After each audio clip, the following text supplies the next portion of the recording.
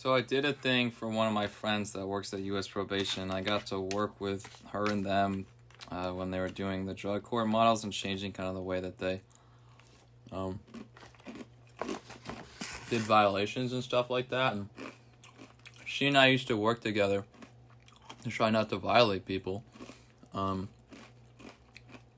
that's actually why I did my peaceful protest, was trying to bring awareness to unnecessary violations, to basically institute crisis beds to make Vermont a better place for people who are incarcerated, reduce the prison population by a quarter or more, yada, yada, yada. That's why I wrote my Remonstrance, my grand Remonstrance of Vermont, declaring that the laws surrounding unnecessary violations and only stringent conditions of release were unjust and therefore should not be paid for by the taxes of Vermont inhabitants until further data and tax allocation was presented by said Speaker of the House. It's an Article 20 right, and an Article 9 right is my right to withhold taxes through safe firearm ownership.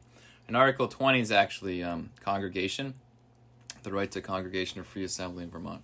And it talks about protesting the legislature through formal grievances. And a remonstrance is the ultimate formal grievance when it comes to a legislature. Normally, those types of petitions are done those types of remonstrances are done through a petition, like Martin Luther, when he basically said, money is getting in the way of the message of God in the Catholic Church. And Martin Luther was German, and the Lutheran, sect of being Protestant or whatever was, in England at the time. But someone told me a riddle, like, how do you dethrone a king? How do you dethrone a king that runs the British Monarch, at the time of the Revolutionary War, whatever that, without your own Remonstrance, so that's your own Declaration of Independence. I watched some cool videos today on what the monarch looked like when they were switching from a Catholic rule with kind of a pope and a diocese and stuff like that, and how to basically have, what's the word I'm looking for? Like, how to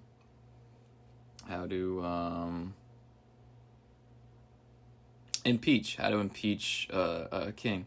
And traditionally that's kind of done with kind of scandals of heirs and whatever, and kind of, papal control of not being anointed and stuff like that. But how do you do it, if you have a Protestant? Okay, and a Protestant Reformation in England and the Grand Remonstrance kind of brought power to the people and kind of ended the feudal system beyond the Magna Carta. What that did for land ownership and stuff like that. But the monarch was still alive and well. So you have a monarch, and you have the monarch basically controlling the people with law martial and taxation, and the king could raise taxes and raise an army. He could do that all on his own.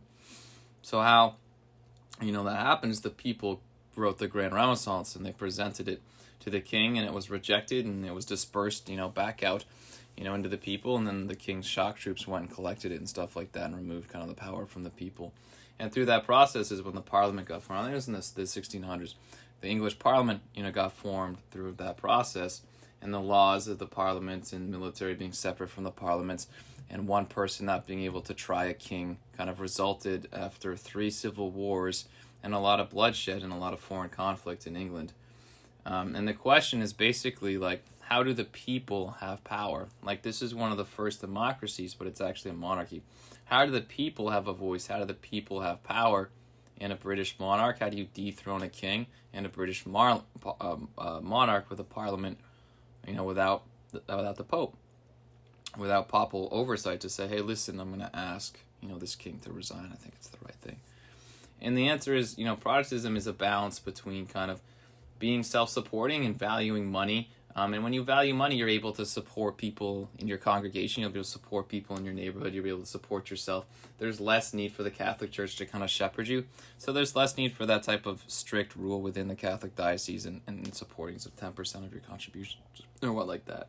So when you're thinking about, like, what's right from wrong, and you're a Protestant, you have to balance, the difference between a desire for money and the Word of God. And Martin Luther thought that, that type of control from the Catholic Church got in the way of the Word of God, and that eventually Protestantism shapes into people valuing money more. It's one of the reasons why it's used in Western civilization more currently. But basically what happens is they're looking for basically how to impeach a king who traditionally is able to raise a tax and to raise an army. And ultimately, the power of the purse or whatever goes to the parliament.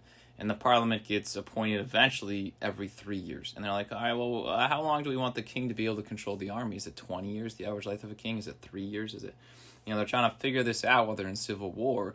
And then ultimately, the parliament gets reshuffled every 3 years. And if you don't pay the parliament will send shock troops. They'll declare war on you, even if you're Dutch, even if you're Holland, even if you're in Germany, even if you're, France or anything else. And France was an ally at the time. So if you don't pay British colonial taxes with stamps and their seals, the parliament will basically declare war on you and the king will send the army. That's how that works. And one person can't try the king. If one person tries to execute the king, they'll hang your head outside the palace for 20 years and then they'll embalm it. There's kind of a British court system in place to respect the monarch, of the dukes and the earls that used to run the land before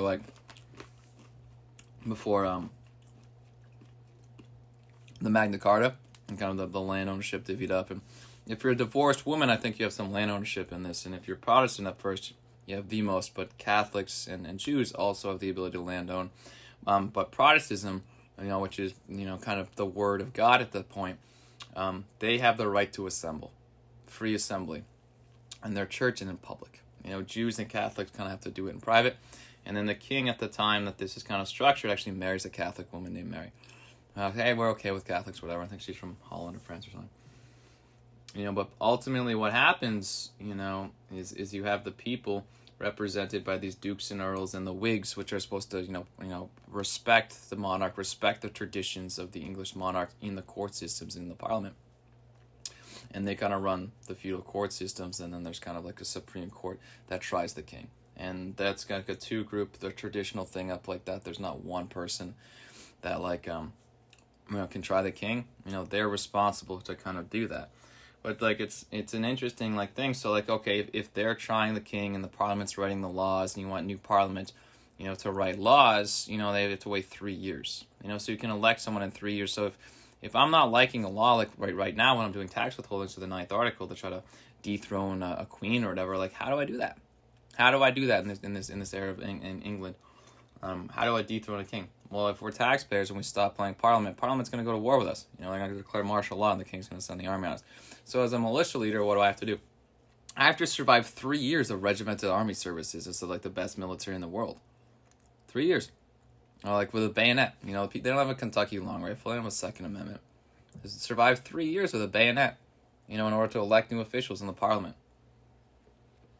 So, what do you do in order to dethrone a king if the king is not speaking the voice of the people? Well, if you're a Protestant, you value money with the word of God and you're an individual working. So what you have to do is you have to decide when money gets in the way of the word of God, and the parliament takes your money. So if parliament is affecting your life to liberty, pursuit of happiness, is affecting life as determined by the word of God, which the king is supposed to follow, the people have a voice in their local parishes, and their local parishes and clergies are Protestant clergies that decide the word of God through free assembly and through valuing money in their own land ownership that they have to pay or withhold to the parliament. So the people in their parishes decide the word of God that the king has to basically protect, and he's the one that deploys the army.